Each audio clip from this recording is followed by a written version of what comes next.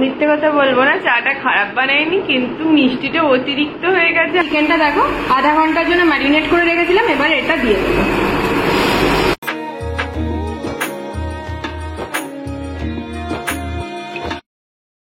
Hello everyone, welcome to our Bangla blog channel.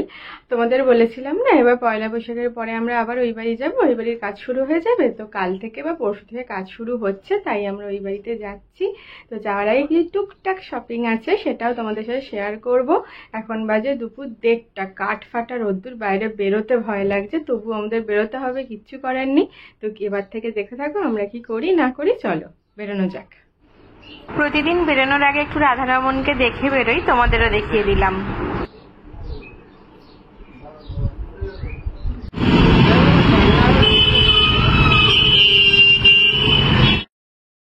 যা গরম, পুরো তন্দুর হয়ে গেলাম আমরা এইখান থেকে একটু বেরিয়ে। প্রায় 10-15 মিনিট ধরে বাসের জন্য ওয়েট করছি, কিন্তু কোনো বাসের দেখা নেই।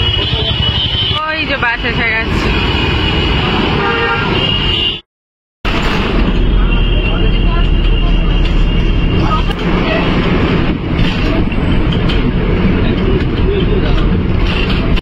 পৌঁছে গেছি আমরা হাতিবাগান মার্কেটের ভেতরে।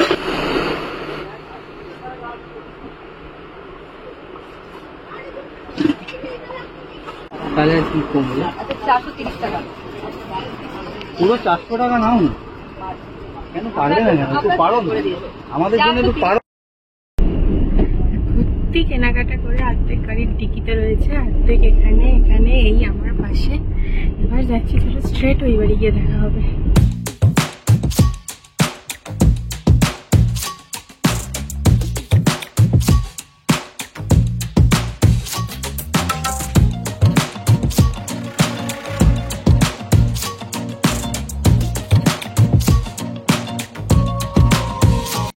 তবে ঢুকলাম, যা অবস্থা রাস্তাঘাটের, কি গরম, রাস্তায় একদম লোকজন কম। যাই হোক, তোমরাও সাবধানে থেকো, প্রচন্ড গরম পড়তে চলেছে এবছরটা। যাই হোক, একটু ফ্রেশ হয়ে রেস্ট নিয়ে নিই, তারপর তোমাদের সাথে কি কিনেছি শেয়ার করবো। এখানে আমাদের জলের বোতল ছিল না বলে 3টে জলের বোতল নিয়েছি, এগুলো এখন একটু ধুয়ে ফ্রিজে জলগুলো ঢোকাবো। একটা কালারের নিয়েছি, কালারগুলো ভীষণ সুন্দর। গেল গেল গেল, একা হাতে ভিডিও করতে গেলে যা হয়, একটা হেল্প করতে পারে না ছেলেটা, কিছু না। এটা কিউট জিনিস তোমাদের দেখাই, দাঁড়াও।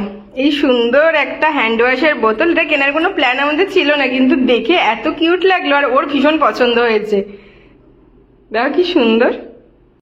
এখন বোতলগুলো একটু ধুয়ে নিই, একটু গুছিয়ে নিই, ঘরটা একটু ঝাড় দিয়ে মুছে নিই, তারপর সন্ধ্যাবেলা ফ্রেশ ট্রেশ হয়ে একবার তোমাদের সাথে দেখা করতে আসি। আবার ঘরটা পরিষ্কার করে একটু রেস্ট নিচ্ছিলাম, রান্নাঘরে গিয়ে দেখি পেছন থেকে একা একা চা বানাচ্ছে। তারাও দেখাই কেমন হয়েছে চাটা? কেমন? একটু গাঢ় হয়ে গেছে, তাছাড়া ভালো তো। মিথ্যে কথা বলবো না, চাটা খারাপ বানায়নি, কিন্তু মিষ্টিটা অতিরিক্ত হয়ে গেছে আর গাঢ় হয়ে গেছে, গা গুলিয়ে কি হয়ে গেছে।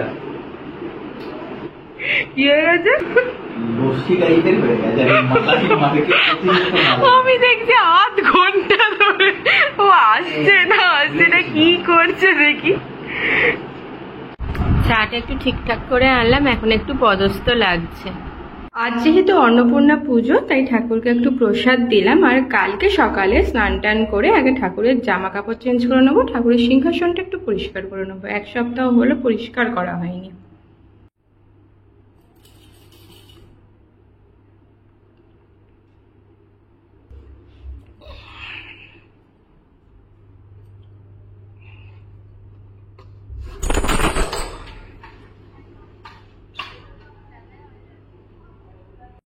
সন্ধে দেওয়া হয়ে গেছে, এবারে মা আমাদের প্যাক করে আলু, পেঁয়াজ, রসুন সব পাঠিয়ে দিয়েছে। আমরা শুধু একটু মাছের বাজারে যাচ্ছি, দেখি কি ভালো মাছ পাই। অলরেডি 7টা বাজে, চলো এবার বেরোনো যাক। জানো তো, বাবার সাথে সেই ছোট্টবেলায় বাজার যেতাম, তারপর এই প্রথম যাচ্ছি, দেখি কি পাওয়া যায়। চলো তোমাদের সাথেও শেয়ার করবো।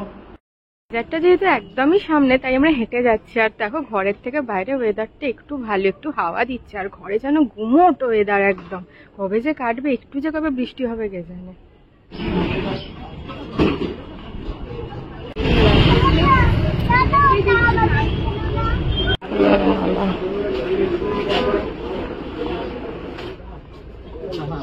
সব পাবো, সবই পাওয়া যাচ্ছে। মাছের বাজারটা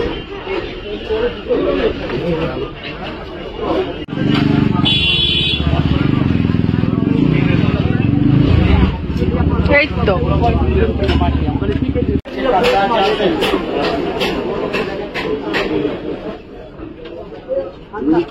ঠান্ডা, ওই হালকাই ঠান্ডা খাও।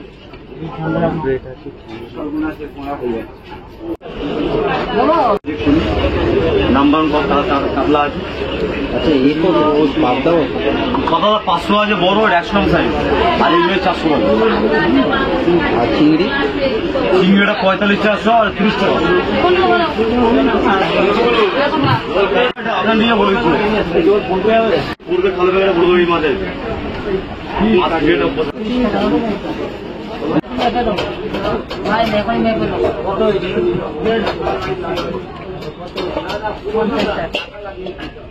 দেখো এটা কি মাছ খাচ্ছে, পুচকি। নিয়ে নাও অল্প করে, অল্প বিনস, শসা, গাজর। 450, 265। আচ্ছা, গাজর 100 টাকা, গাজর 50 টাকা, বেগুন 45। এই 10 টাকা দিন না দিদি। ইলিশ মাছ কত? ইলিশ মাছ মাছ নেওয়া কমপ্লিট, একটু বাজার করে নিয়েছে। এবার নিতে যাবো চিকেন। দাদা, মৌরিটা কত নিলে? বাজার থেকে চলে এসেছি। এবার তোমাদের সাথে যেগুলো দেখাবো, সকালে যেগুলো কিনেছি সেগুলো শেয়ার করে দিয়ে আগে দাও। তারপর বাজারটা সব ধুয়ে তুলে রাখবো। রাখার একটা এটা নিয়েছি, এটা খুব দরকার, কারণ এই রান্নাঘরের জায়গাটা একদম মেসি হয়ে আছে। এই জায়গাটা একটু গোছাতে হবে ভালো করে। এবার চলো বাকি জিনিসগুলো দেখিয়ে দিই। এই যে এতে আছে, দাঁড়াও এক এক করে দেখাচ্ছি। প্রথমে নিয়েছি এইটা, এটা তো ব্রাশ রাখার স্ট্যান্ড যেটা। দ্বিতীয় নিয়েছি এইটা, এগুলো তো ওই ফ্রিজে মাছ টাছ রাখতে হয় না, ওই কন্টেনার একটা। এবার আরেকটা বাকিগুলো দেখাচ্ছি। এবার ছোট্ট নুনের স্ট্যান্ড। রান্নাঘরের জিনিসগুলো একটু গুছিয়ে রাখার জন্য এই স্ট্যান্ডটা নিয়েছি। একটা চাল রাখার বালতি, একটা ওই মশলা রাখার, গোটা মশলাগুলো রাখার একটা কন্টেনার, আর চায়ের ট্রে। তারপর নিয়েছি 3টে সাইজের বাটি, সুন্দর। এইগুলোই আমাদের কাছে ছিল না, মানে নেওয়া হয়নি, প্রথম এসেছিলাম তো সেদিন। আর বাটিগুলো ঢাকার প্লেট, একটা ছোট্ট হাঁড়ি সাঁড়াশি, আর দুটো স্ট্যান্ড। ও আর একটা বালতি নিয়েছি একটা সাধারণ। আর কি নিলাম, ও আচ্ছা একটা বেলুন চাকি নিয়েছি। ব্যাস, এটা আমাদের শপিং আজকের জন্য। এবার চলো তাড়াতাড়ি বাজারগুলো গুছিয়ে ঢুকিয়ে নিই। তো ফাইনালি এখন রাত্রের ডিনারের প্রিপারেশন চলছে, চাল ধোয়াধুয়ি হচ্ছে। গোছাতে গোছাতেই 2 ঘন্টা কেটে গেছে আমাদের, হয়। কারণ সব কন্টেনার ভালো করে ধুতে হয়েছিল। এত বাজে গন্ধ নতুন কন্টেনার গুলোতে। ভালো করে ধুয়ে শুকিয়ে এবার ভাত বসাচ্ছি। এই হচ্ছে লাল বাবা রাইস। লাল বাবা কি স্পন্সর করছো? না, স্পন্সর আমাদেরকে দেওয়া উচিত। লাল বাবা আমরা যে খাচ্ছি, আমরা যে ভিডিওতে দেখাচ্ছি।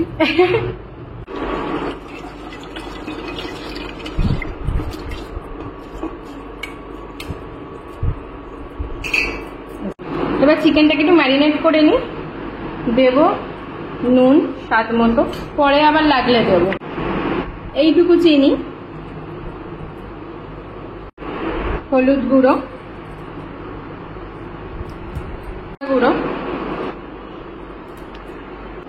অল্প একটু ধনে গুঁড়ো, আর ধনের থেকে একটু বেশি জিরে গুঁড়ো,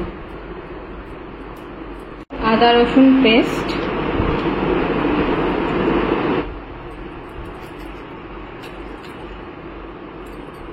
আর পরিমাণ মতো একটু দই দিয়ে দেবো। বুঝলো। এবার অল্প একটু সর্ষের তেল দিয়ে নেবো, দিয়ে মেখে নেবো।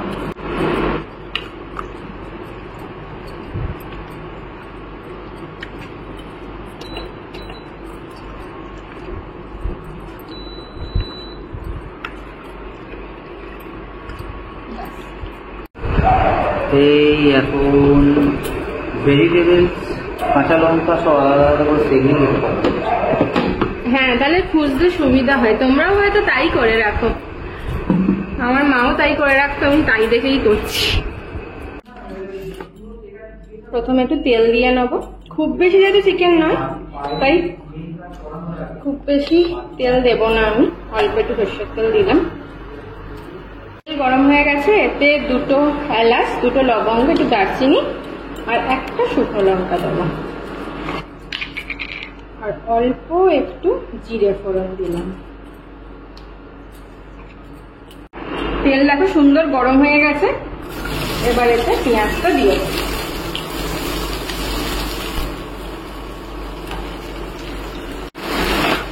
এবার পেঁয়াজটা ততক্ষণ ভাজবো যতক্ষণ না লাল লাল হয়ে যায়। এখানে যেহেতু আমি সব মশলাই মাখিয়ে রেখেছি তাই পেঁয়াজটা ভাজাটাই এখানে বেশ ভালো। পেঁয়াজ লাল লাল হয়ে গেছে, এবার টমেটোটা দিয়ে দেবো।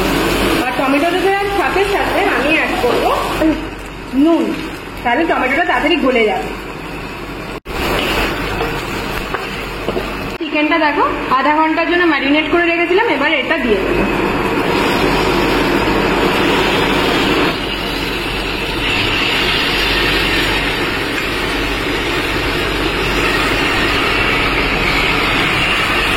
হালকা একটু জল দিয়েছি মশলাটা ধুয়ে, এবার এটা একটু হাই ফ্লেমে থাকবে, এই মশলার জলটা টেনে নেবে, তারপর আমি চাপা দিয়ে দেবো।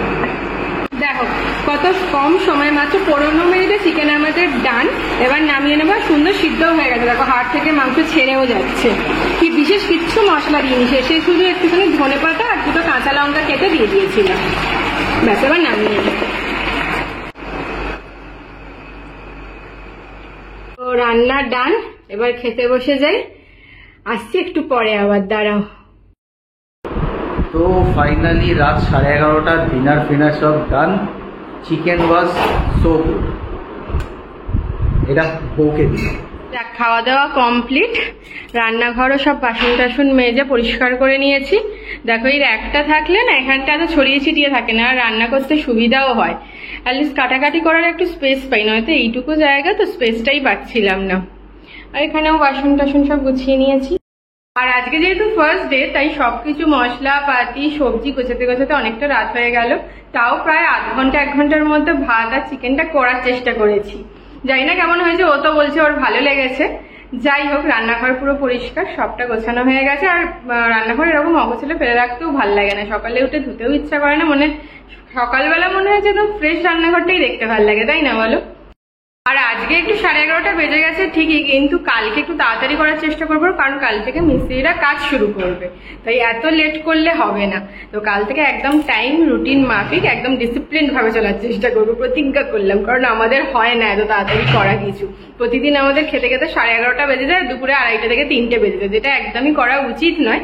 যাই হোক, কাল থেকে চেষ্টা করবো টাইমের মতো সবকিছু করার। তো আজকের দিনটা এইভাবেই কাটলো, তো দেখা হচ্ছে নেক্সট ব্লগে। আজকের মতো গুড নাইট।